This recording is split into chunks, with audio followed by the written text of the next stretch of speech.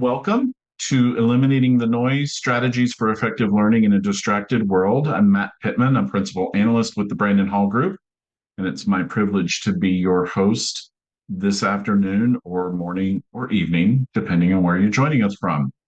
And I'm excited to have with me Steve Thompson, Chief Learning Officer from 5app. Steve is an award-winning people leader with 28 years of experience in learning, talent, and organizational development. Now as CLO at 5app, he specializes in using learning technologies to align business and people strategies that foster learning cultures that maximize business outcomes. Hello, Steve. Thanks, Matt. Good morning, good afternoon, good evening, everyone. It's great to be here. I'm excited about this conversation because I think that learning is poised to become even more critical to businesses in 2024 than even we could have imagined. We know this because we recently conducted our 2024 HCM Outlook study. And what you can take from this is that almost everything is increasing in investment, which means companies are paying more attention and they're raising the bar of expectation on what they need their learning and development teams to deliver. Steve, how does that line up with what you're hearing from your colleagues and customers? Yeah, I mean, there's perfect alignment. I think there's also an air of caution that comes along with that. And I think it really does call out that almost need to revisit how we align to the business, how we talk to the business, the language that we use in terms of demonstrating not only our value, but in terms of, these component parts that we're going to be investing in, how do we really demonstrate that they are making a return on the investment? What I want you to take from this slide is everywhere you see a gold star is a learning connection. Now, you can obviously make the argument that learning underlies all of these priorities, but those are very specific impact points and connecting points for us. So there's even more noise that comes into the conversation. And then one of my favorite data points, because I lived it, in our Voice of the Customer survey that we ran last year, how many LMSs are in your organization? And what we learned is that 38%, more than a third of respondents, have more than one LMS. So it adds to the complexity. So what we want to know from you in the audience is, where does the noise come from in your world and work? And Steve, what are some of the other places that we know that noise is coming from? It's plentiful. Noise comes from every single direction, because I think it's very easy to look at it through the learning lens, and all those various initiatives, growing technology, the pace of growth in that space. From a learning perspective, when we're looking to really drive through, whether it be a program or a piece of learning or content, how do you navigate that? How do you make sure that your piece of learning marketing or your initiative is seen? So Yeah. it's And we've plentiful. got great feedback coming through, things like future proofing the skills. Lots of people talking about AI, but not understanding it. Simplifying the learner experience. That's where the culture of the organization and the learning culture specifically begins to be very important. So we asked you as you registered for the webinar to give us your thoughts on that. Does your current learning culture empower people to take charge of their own development, which can help kind of manage through that? And as you might expect, Steve, it's a little bit of a normal curve where about a fourth, a little bit more than a fourth, are very much have protecting a learning culture that empowers people to take charge of their development. Why is that so important, do you think? What really resonates is that leadership buy-in, but it's not only the leadership buying into what it is that we're presenting as a learning strategy, but it's how are they role modeling? How are they themselves creating and fostering the environment that teams can go out and they can experiment? That how are leaders demonstrating that they are continuous learners, and how does that permeate down the various functions, divisions, and teams? One final point just on this: you see many many posts I see on LinkedIn, top 3 things you must do to create a learning culture. Let's be honest here, that there's no magic bullet. And this isn't something that you can turn up on a Monday and then by Friday do these 3 points, you've got your learning culture. This is turning the oil tanker, but it starts with that vision. It starts with where do we need to go and what does it, the purpose that it needs to be doing. So we asked you a couple of other questions on the registration process. And so one of those was, what data are you tracking to prove learning's business impact? And again, this can become, in my experience, quite a source of noise for a learning leader. And I don't know about you, Steve, but I look at that and go, learning completions, learner satisfaction, and pre and post assessments. I would expect those to be at the top of the list. Absolutely, and I think that there's a lot of a lot to be said, in terms of evaluating and getting to that point of business impact. But again, I would overlay this maturity piece. Learning completion, satisfaction, it have been termed and maybe rightly termed as vanity metrics. Because the other way to think about it, it's demonstrating engagement, but not necessarily, impact. Way of thinking about it. If you go and watch a stand-up comic, you're going to be incredibly engaged with the act, and will laugh. An hour later, try and recall, one of the gags, what one of the jokes. So the engagement, does it necessarily translate to business impact? Not always. Is there a space for tracking and presenting those as metrics? Absolutely. And then the last one, to what extent are you leveraging the full capability of your current learning technology? Any thoughts about that Yeah, component and how it adds to the noise, real quick? I think it is a real contributor, and quite often, and we hear about it. If you look in the land of learning technology providers, a lot of it is about functionality. It can do this, it can do that, it can do everything. It can make a cup of tea or whatever it may be. But is functionality king?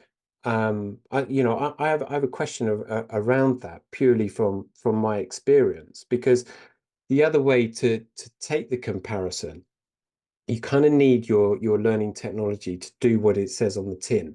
Is there a question here, or maybe a challenge, that our learning technology incredibly powerful, but maybe there's too much functionality or lack of education in terms of how to leverage that? And so, really, the bottom line of all of this is there's a lot going on and there's a lot expected of us as learning leaders and learning professionals. And so, Steve, you're going to tell us a story about how to cut through all of this noise. So, I'm going to turn it over to you and take it away. Thanks, Matt. And if everybody is sitting comfortably, I will begin. So I'll dive straight in and answer the first question that may be on everybody's mind as you look at the slide, which is we're talking about Greystar. What is Greystar? Well, my previous life before I joined 5app, I was a senior director of learning for Greystar, who are a global real estate organization. So my remit coming into Greystar was effectively to build a learning function from scratch. So recognizing that this is a ground upward build, and we're on a journey. What was really important for me was to really start to think about the vision and the strategy for learning at Greystar. And a component part of that was around brand. What is it that we wanted to be known for? So for me, very simply, it was around quality and it was around trust. Priority number one was to get some content, and I needed generic content at that point. And that partner that we landed with was Hemsey Fraser, and it ticked both the boxes in terms of that quality and the trust. So what I really needed after that is a way to deploy it. How can we deliver this content to our population? So as part of that vision, which kind of started around creating the Greystar version of YouTube, that bite-sized learning when people need it. Created this phrase that I'm sure we hear frequently, which is around creating the right content that's available to the right people at point of need. And I needed a platform that could do that. And it needed to be something that could be implemented really simply without having to train people how to use it. And that's where the connection and where the relationship with 5app came. So we leverage their platform. So we launched to the background of a huge pomp and circumstance in April 2019. We launched that across UK and our European locations. And the business school, as we branded it internally, had 900 pieces of content, and engagement went through the roof. And it stayed there for 3 months. And then it absolutely fell off a cliff. So this was a real learning point, for me, of which there were many, which is actually creating a learning platform and implementing it is actually the easy bit. Creating stickiness and ongoing engagement and impact is the challenge.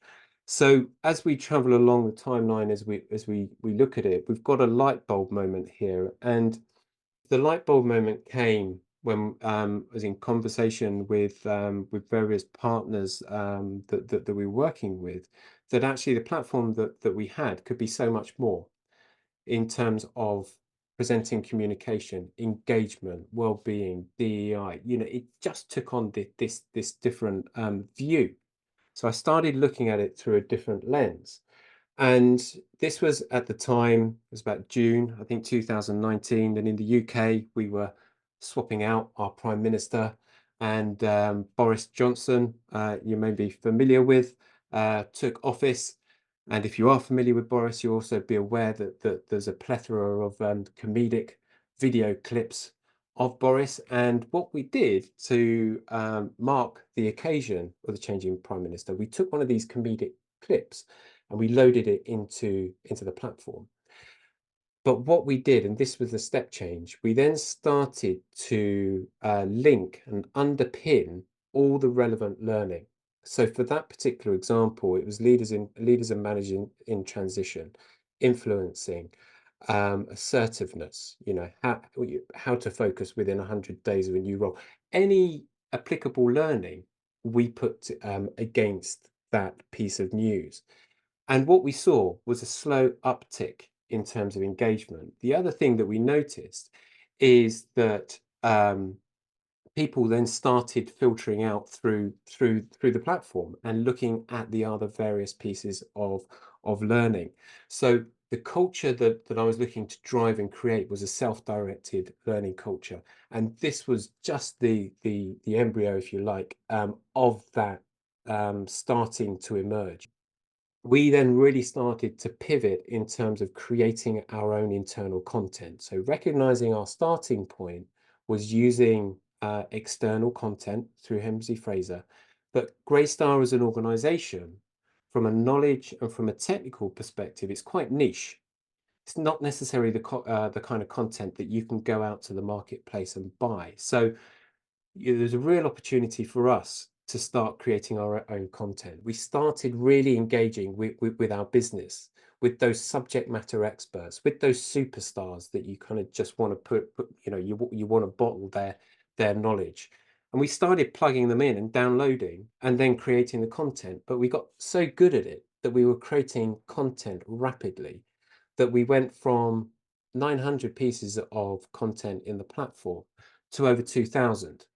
Okay, so all of this is sounding great, and we're back on the Disney story. However, we've got the next split coming up where we're posting so much content. I started to see a fall off in terms of that engagement, and this is where this whole concept of noise really started to come to the fore with me. And that's not just Greystar, that's most organizations. Now, let's just pause for a moment and recognize that we now need to overlay learning and development. So we're pushing our great new content that we're right now creating rapidly because we've got AI to support us with that. So we've got loads of content, we've got leadership programs, we've got mentoring programs, and it goes on and on and on. So the point here, this was the crossroads where our learning academies suddenly came to life, because we needed a way to start navigating that. Because as much as we were creating this great learning brand, this great proposition, and we were gaining traction, actually my biggest competitor was people's time. So how do I cut through all of that to make sure that people are getting the right skills and training that they need to be the best that they can be to propel the organization forward? We were working very closely with our operations part of the business, very large part of the business, but a huge advocate for what we were doing. But the challenge is, how do we upskill them in the flow of work? How do we increase that level of competence and capability, i.e. the skills, knowledge, and technical element at pace? So there's a number of challenges there that contributed to the creation of this learning architecture. And those were the measures that we used. We launched those learning academies. We additionally created an onboarding academy in the style of an interactive book that had everything to support a new joiner into the organization at their fingertips. Because of the success of the Operations Academy, we then had marketing, we had development, we had investment knocking at the door saying, we'd like this academy for our functions. But going back to my earlier point around learning culture, and there's no three bullet points on how to nail it. We've got a timeline here and an evolution of how we created that self-directed learning culture and the various steps along the way to achieve that. But for me, the key pull out here is really going back to basics, which is understanding who your customer is, understanding who your learner is. How do they learn? How do they want to learn? What do they need to learn? And creating a way that they can get that at speed at point of need. So the image that we have here, the framework that we've got functional academies along the bottom, and we've got the skills, knowledge, and technical components. So the reason why we focus on this, and we take finance as an example. So if you're an accountant within finance, what your specific development pathway within your academy will give you is all the skills, knowledge, and technical content and training that you need to be the best you that you can be, to be the best accountant that you can be. And that's your development pathway. And it's functionally specific. When we then look above that, where we've got leadership, DEI, well-being, onboarding, this is purely an example. And it's also, limitless in terms of what these academies can be. But these are holistic. So irrespective where you sit in the organization, if you're a leader, you're going to need leadership development. It also enables people to collaborate from other parts of the business. So you've got that that breadth and diversity of thought and learning sharing. Same for DI, same for wellbeing, same for onboarding, purely as an example. Going back to the Operations Academy, when we built it and we launched it, it wasn't L&D that launched it. It was the business. They fronted it, they communicated it, and they had the ongoing engagement around it. And what was really interesting is that they took absolute ownership of it from a content perspective, from reinforcing the message, and of course us as the learning function, we just housed that, and we were the catalyst to help drive and support. So how do we actually approach it? What's the blueprint on how you do this? Well, the Operations Academy was very manual as the first one that we did, but it was around identifying those subject matter experts, really drilling down to the individual role and the requirements of each individual role. So recognizing we've got a whole diverse range of roles, their skills, knowledge, and technical the pathways were going to look different. It was important that we could differentiate. So we did a matrix activity, and then the most important part for us is that we then mapped the content. And it wasn't just a case of mapping that skills content in the business school.